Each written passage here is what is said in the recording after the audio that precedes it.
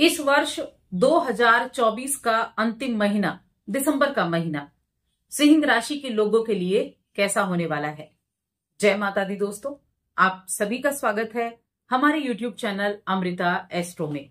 और इस वीडियो में मैं बात करूंगी दिसंबर माह के सिंह राशि फल के बारे में।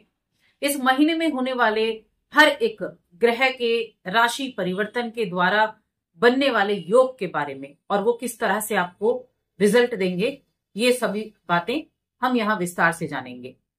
तो बस एक छोटा सा निवेदन है, चैनल पर पहली बार आए हैं तो चैनल को सब्सक्राइब जरूर कर लें। अब सबसे पहले हम ग्रहों की जो पोजीशन है इस महीने वो देख लेते हैं। तो आप देख रहे हैं ये सिंह राशि की कुंडली बनी हुई है और यहां अगर आप देखें तो आपके जो दूसरा घर है उसमें केतु है और ये यहीं पर विराजमान रहेंगे। आपका जो चौथा घर है वहां सूर्य, जो आपके राशि के स्वामी हैं, सूर्य और बुध, इन दोनों ग्रहों की युति है जो कि 15 दिसंबर तक रहेगी, क्योंकि उस दिन 15 दिसंबर के दिन सूर्य का राशि परिवर्तन होगा और सूर्य आ जाएंगे आपके पंचम भाव में। आपके छठे घर में शुक्र विराजमान है जो कि 2 दिसंबर को यहां गोचर करेंगे। 2 दिसंबर को तो आपके छठे घर में मकर राशि में इनका गोचर है और इस महीने के अंत में 28 दिसंबर के दिन शुक्र का एक बार फिर से राशि परिवर्तन होगा और शुक्र आ जाएंगे आपके सप्तम भाव में यहां शनि के साथ।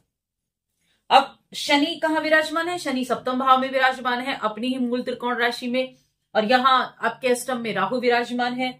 और देखा जाए तो आपके जो 10th हाउस है, आपका करियर का भाव है, वहां गुरु बृहस्पति विराजमान है और यहां 12वें घर में मंगल देव बैठे हुए हैं। तो ये तो है ग्रह गोचर। अब कई तरह के योगों का निर्माण भी इस महीने में होगा और उनका भी प्रभाव आपको देखने को मिलेगा। किस तरह से होगा, क्या रिजल्ट आपको देखने को मिलने वाले हैं, चलिए जानते हैं। पहले बात करेंगे आपके करियर की, आपके कार्य क्षेत्र की। तो देखिए, करियर के महीने में अगर देखा जाए तो शनि जो कि सप्तम भाव में स्थित हैं, ये आप देख रहे हैं सप्तम भाव में यहां शनि बैठे हुए हैं जो कि व्यापार का भाव है, यात्राओं का भाव है और सीधी दृष्टि आपकी लगन पर है।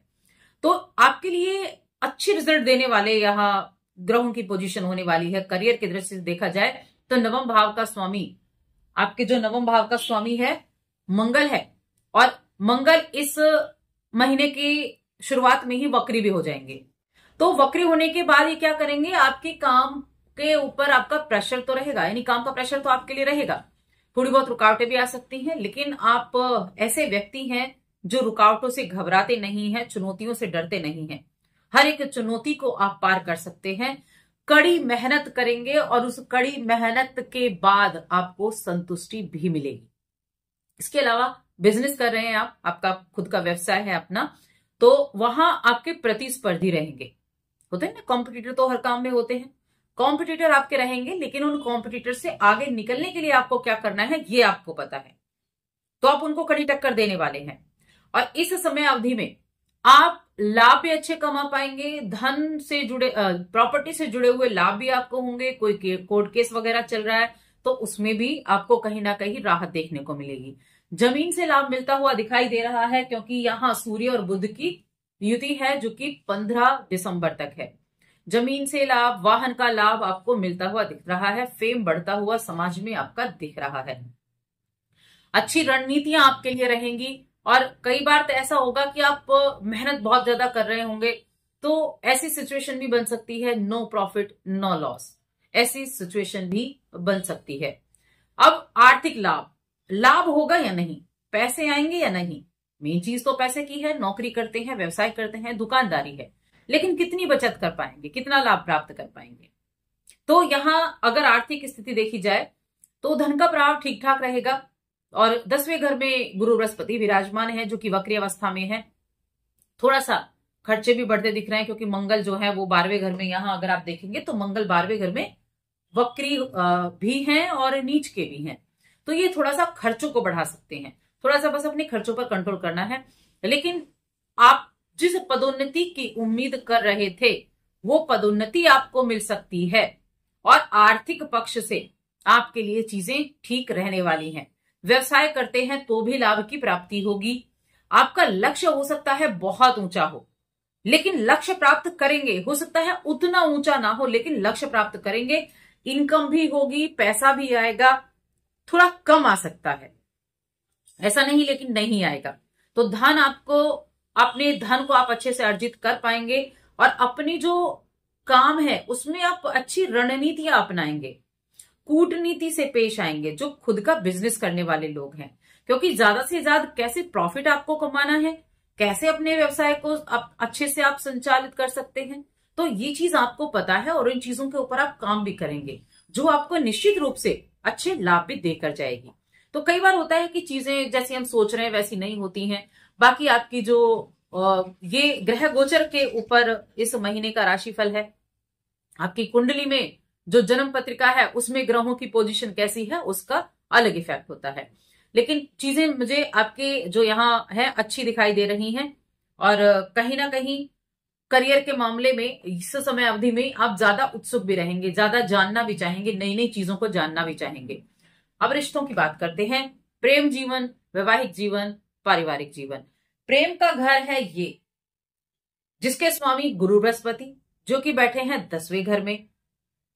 प्रेम के कारक हैं शुक्रदेव जो कि हैं 6ठे में, उसके बाद आ जाएंगे 7म में।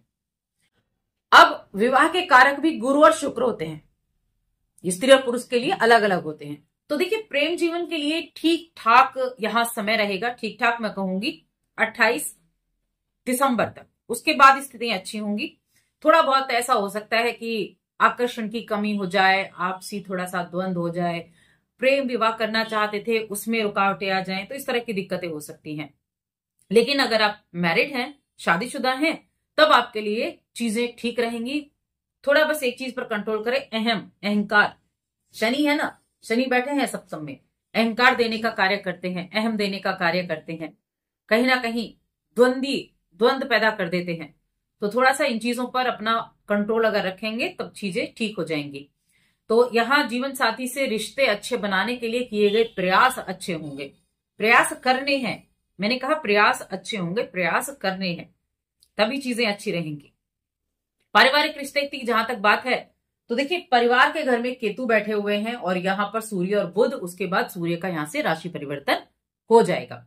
तो पारिवारिक स्थितियां ठीक ठाक रहने वाली हैं। 10वें घर में गुरु बृहस्पति मौजूद हैं और ये क्या करेंगे, ये आपके जो योग बने हैं उनसे क्या होगा कि परिवार के सदस्यों के साथ बीच बीच में थोड़ी बहस हो सकती है किसी बातों को लेकर।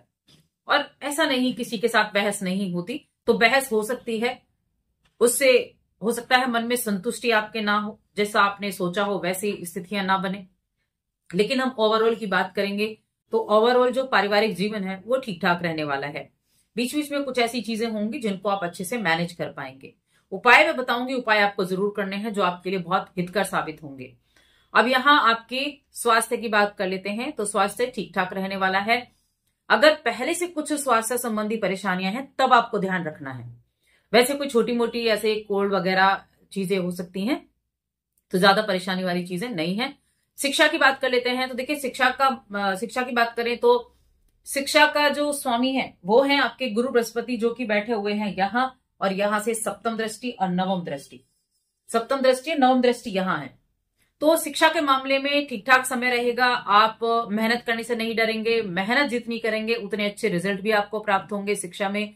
और यहाँ अगर मैं बात करूं जो हायर एजुकेशन के लिए जाना चाहते हैं उनको थोड़ी मशक्कतें ज्यादा करनी पड़ सकती हैं, क्योंकि कहीं ना कहीं मंगल भी 12वें घर पे बैठे हैं विदेश के घर में, तो मशक्कत ज्यादा करनी पड़ सकती है। हालांकि ये विदेश भेजने वाला ही ग्रह है और आपके 9वें भाव का हायर एजुकेशन का स्वामी भी है, तो एफर्ट ज्यादा करने पड़ेंगे और एफर्ट करेंगे तो चांसेस भी मिलेंगे। घर से दूर जाकर आप पढ़ना चाहते हैं तो उसके लिए भी चांसेस आपको देखने को जरूर मिलने वाले हैं।